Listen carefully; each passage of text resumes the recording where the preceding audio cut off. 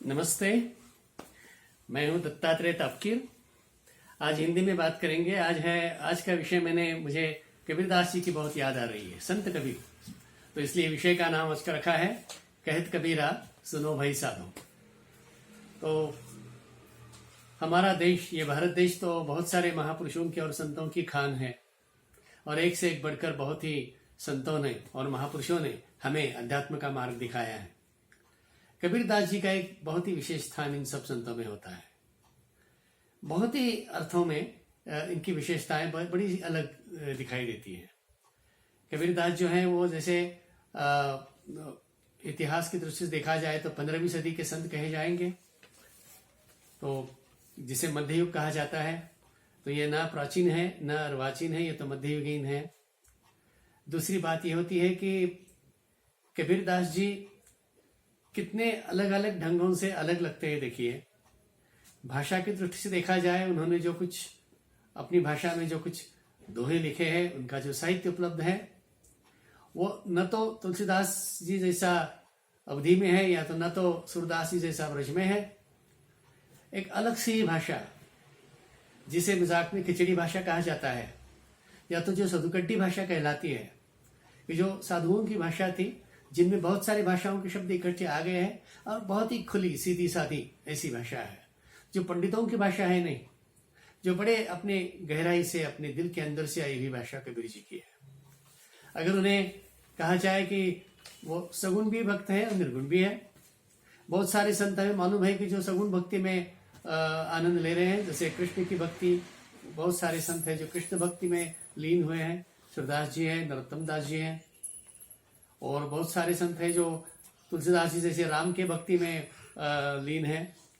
कबीर जी को देखा जाए तो राम की भी बात करते हैं, कृष्ण की भी करते हैं।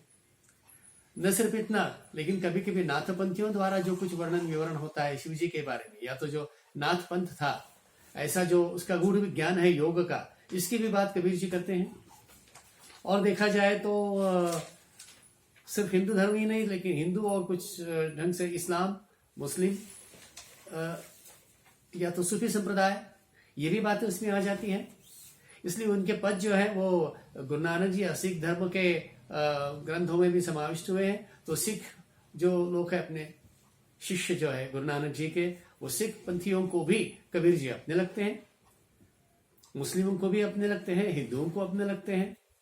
सगुण भक्ति वालों के भी है, निर्गुण भक्ति वालों के हैं, राम की परंपरा मानने वाले के हैं, राम भक्त और कृष्ण भक्त भी होते हैं। तो गोपियों की भक्ति के बारे में कृष्ण वो वर्णन करते हैं।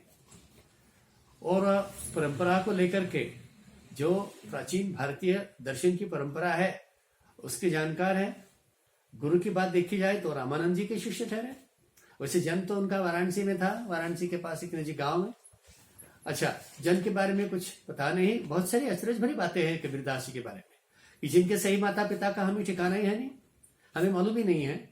लेकिन एक नवजात शिशु के रूप में वे प्राप्त हुए, और जिन्होंने उन्हें संभाला, वे मुस्लिम दंपति नीरू और निमा, जिन्होंने उनका पालन पोषण किया। तो मुस्लिम परिवार में उनकी परवरिश हुई। और गुरु मिले रामानंद जी। बाद में निपट निरंजन नाम के एक साधु थे, वो भी उनके गुरु बन गए। जो कहा जाता है कि एक रास्ते में घूमते उन्होंने देखा कि कोई औरत अपने आटा पीस रही है चक्के पे। तो उन्होंने देखा कि जो दो पाटन है, जो दो पत्थर के जो पाटन है, जिसके बीच में आटा बनता है, वो घुमाते हुए। तो इसलिए उनका वो दोहा जन्म हुआ कि चलती चक्की देख गई दिया कबीरा रोए। ये चलती चक्की देखकर रोना क्यों आया उन्हें? तो वो देख रहे हैं कि जितने भी गेहूं, जितने भी अनाज के दाने इसके अंदर गिर रहे हैं, वो तो सब आटा बन के बाहर आ रहे हैं। तो उनका आटा हो रहा है, उनको पीसा जा रहा है। और उसने उन्हें न जाने इतनी सेंसिटिव मन, इतने संवेदनशील मन के कारण उनके मन में दुख पैदा हुआ, और उनके आंखों में आंसू आए, रोने लगे। और फिर कहा है कि दो पाटन के बीच में साबुत बचा न कोय। चलती चक्की देख के दिया कबीरा रोए, दो पाटन के बीच में साबत बचाने को कोई भी साबत नहीं बच रहा है। और फिर कहा जाता है दंत कथा या किंवदंती के अनुसार कि वहां से निपट निरंजन नाम के साधु गुजर रहे थे, जिन्होंने कहा कि ठीक है, लेकिन ये पूरा आटा पिसने के बाद देखो क्या होता है। और वो जो पाटन उठा लिया तो पता चला कि जो बीज का खूंटा है, वो जो लकड़ी का वो जो है उसके इर्द गिर्द उसके लगे हुए जो दाने थे अनाज के, उनका आटा नहीं हुआ था, वो पीसे नहीं गए थे। तो इसी प्रकार जो हरि का भजन करते हैं, हरि का नामस्मरण करते हैं, उनका इस भवसागर में, या तो इस जिसे तू दो पाटन कह रहा है इस पूरे संसार के, इसमें उनका आटा नहीं बन जाता, वो पीसे नहीं जाते। इस प्रकार से उन्होंने उनकी सराहना की थी, उन्हें सांत्वना दी थी। तो निपट निरंजन भी गुरु बने, रामानंद जी भी गुरु बने। तो कितनी बातों से आप देखेंगे, कहीं कुछ दोहे ऐसे दिखाई देंगे कि बिल्कुल सीधे साधे एकदम सिंपल है, जैसे कि अपने घरेलू बोलचाल की बात कोई कह रहा हो, कोई रास्ते पर मिला हुआ फकीर हो और बिल्कुल सीधी सादी बातें कर रहा हो। तो कुछ दोहे में ऐसा पता चलेगा कि बहुत ही गहरी बात चल रही है, कि जो शायद अत्यंत एक गुप्त तत्व ज्ञान, एक दर्शन की बातें, बहुत ही ऊंचाई की बातें उसमें आपको दिखाई देगी। वैसे देखा जाए तो बातें तो सन्यासी की भी होगी, कोई सन्यासी भी इतनी विरक्ति की बातें नहीं कर पाएगा जितने कबीर करते हैं, लेकिन खुद वो विवाहित भी रह चुके हैं, उनकी पत्नी भी है धनिया नाम की, उनके दो पुत्र, एक पुत्र एक पुत्री भी है, कमाला और कमाली। तो इस ढंग से देखा जाए तो सभी प्रकार के अलग अलग चित्र कबीर में दिखाई देते हैं, जो पूरे भारतीयत्व का निचोड़ उसमें पाया जाता है। एक भारतीय संत, एक भारतीय महात्मा, एक भारतीय महापुरुष, जो भक्त भी है, जो ज्ञानी भी है। अभी कबीर के जो कबीरपंथी है, उनके संप्रदाय, उनके जो शिष्य है, वो तो बहुत सारे ऐसे हैं कि जो कबीर को पूरा का पूरा भक्त मानते हैं। वे कहते हैं कि वो तो प्रेम की गंगा में बह रहे हैं।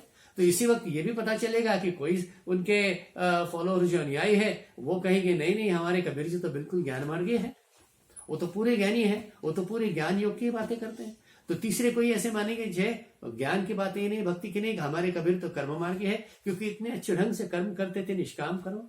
वो तो अपने व्यवसाय से जुलाहत है, कोष्टी थे, वो विणकर कहते हैं, तो जो अपने बुनते थे, वस्त्र को बुनते थे, तो उस पर भी उनका जो बुनने का काम है, इस पर भी बहुत सारे दोहे, उस पर भी बहुत बड़ा काव्य जो है, अध्यात्म को प्रतीक बनाते हुए ये जो वस्त्र बनाते थे, इतने प्रेम से बनाते थे। वो कहते थे कि मैं तो ये सारे वस्त्र राम के लिए बना रहा हूँ। जो भी कोई ग्राहक आए उसे राम समझते थे कि वे परमात्मा के लिए बना रहा हूँ। इसलिए अपने कर्म के प्रति इतनी गहनता, कर्म के प्रति इतना प्रेम, इतना आदर और इतनी लगन जो दिखाई देती है, वो किसी कर्मयोगी से कम नहीं। तो फिर हम कबीर को हम बिल्कुल पुरुषोत्तम योगी कह सकते हैं, कि जो इतने अच्छे भक्त हैं, जो इच्छा इतनी ज्ञानी योगी है, जो इतने अच्छे कर्म योगी भी हैं। तो ये तीनों योगों का मिश्रण में पाया जाता है, जिसलिए वे पुरुषोत्तम योगी भी कहला जाएंगे। कितनी सारी बातें हैं, घरेलू बातों के उदाहरण उनके दृष्टांत से कहते से, अलंकारों से, कि पोथी में उनके साहित्य में पांडित्य नहीं दिखाई देगा। वो खुद ही कह रहे हैं कि पोथी पढ़ी पढ़ी जगम हुआ न पंडित को है। सिर्फ पोथी पढ़ के कौन पंडित हो रहा है? और प्रेम के 2.5 आखर का उपदेश उन्होंने किया कि जो 2.5 आखर प्रेम का पढ़े सो पंडित होए। ये पंडित की व्याख्या भी दी है। जैसे यह क्रियावान से पंडिता कहा है शास्त्रों में, वैसे जो प्रेम के 2.5 अक्षर जो प्रेम की जानता हो, वही तो है। और विरक्ति के बारे में क्या कहे? कबीर जी की विरक्ति अगर देखे ना तो बस दंग रह जाएंगे आप। वो जब कह रहे हैं कि भाई ये क्षणभंगुर जीवन है, वो तो कहते हैं कि ये हड्डी जले जैसे लकड़ी की मोली, और ये बाल जले जैसे घास की पोली। इस ढंग से उन्होंने विरक्ति के बारे में, मृत्यु के बारे में जो चिंतन किया है, या तो अपने सारे परिवारों, अपने शिष्य परिवारों से जो कहा है कि अरे ये मानवीय जीवन बड़ा क्षणभंगुर है, और इस जीवन में तुम आए हो तो खुश रहो, आनंद रहो और परमात्मा को पाओ, क्योंकि ये फिर से देखने को नहीं मिलेगा ये दुनिया। और ये कह रहे हैं कि कबीर नौबत अपनी 10 दिन जो बजाए। जैसे कि जिंदगी 10 दिन की है, तो अपनी नौबत जो बजानी है तो बजा लो 10 दिन में, क्योंकि यह पुर, यह पट्टन, यह शहर, यह नगर फिर नहीं देखन, यह गली भी फिर नहीं देखना है, फिर देखने को नहीं मिलने वाली है। तो ये उनकी बात। अच्छा, इतना सारा ज्ञान बताते हुए, इतना सारा अनुभव जो बता रहे हैं, वो सारे हर वक्त वो कह रहे हैं कि तू कहता कागज की लेखी, मैं कहता खुद देखी। ये भी बड़ी महत्वपूर्ण बात है कि इसमें पांडित्य का गर्व और अहंकार है ही नहीं। वो नहीं कह रहे हैं कि मैं बहुत कुछ पढ़ा लिखा हूं और ये सारा बात में बता रहा हूं। वो तो इतना ही कह रहा है कि तू कहता होगा कागज की लेखी, लेकिन मैं कहता हूं आंखन देखी, क्योंकि मैं तो अपने अनुभव की बात कह रहा हूं। वो तो पढ़े लिखे भी नहीं थे, वो है ना, वो कह रहे मसी कागज छुआ नहीं, कलम गही नहीं हाथ, चारियों जुग को महात्मन मुख की बनाई बात। मैं अपने मुख से जो मुझे आता है, मैं अपने अंतःकरण से, दिल से बात करता हूं, इसे वो कह रहे हैं। वाह क्या बात कि जो संत, जो महापुरुष पढ़ा लिखा नहीं है, जो निरक्षर है, अंगूठा छाप निरक्षर है, और फिर भी बातें इतनी महान बता रहे हैं कि जो श्रवण के अनुसार, जिस श्रुति के अनुसार वो सुनते सुनते सारे दोहे हमारे तक पहुंच गए और पूरा कबीर ग्रंथावली या तो कबीर बीजक या तो कबीर साखी बनती रही। ये जो समुद्र पड़ा है उनके सारे अनुभव का, वो पूरे के पूरे अपने अनुभव के जोर है, उनके अपने आध्यात्मिक अनुभव की गहराई से बातें सारी आई है। और जैसा मैंने कहा कि घरेलू बातें तो हैं ही, एक एक दोहे ऐसे मन में उभरते आते रहे हैं। बड़े बहुत सारे दोहे हैं जो हिंदुस्तान के सभी आध्यात्मिक साधकों के मुख पर रहे हैं, उनके दिल में बसे हैं।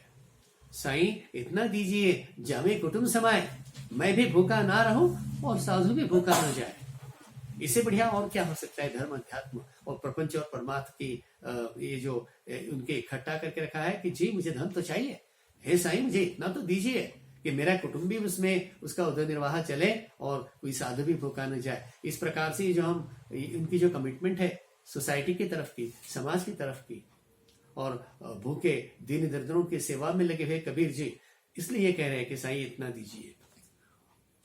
और ये कहते हुए उन्हें ये भी मालूम था कि उनके सारे उपदेश के वक्त, उपदेश करते वक्त और ये सब अपनी जीवन यात्रा चलाते वक्त शायद उनको कोई निंदक भी मिले होंगे, उन पर टीका टिप्पणी करने वाले मिले होंगे। इसलिए तो कह रहे हैं कि निंदक नेरे राखिए, निंदक नेरे राखिए, आंगन कुटी छुआए।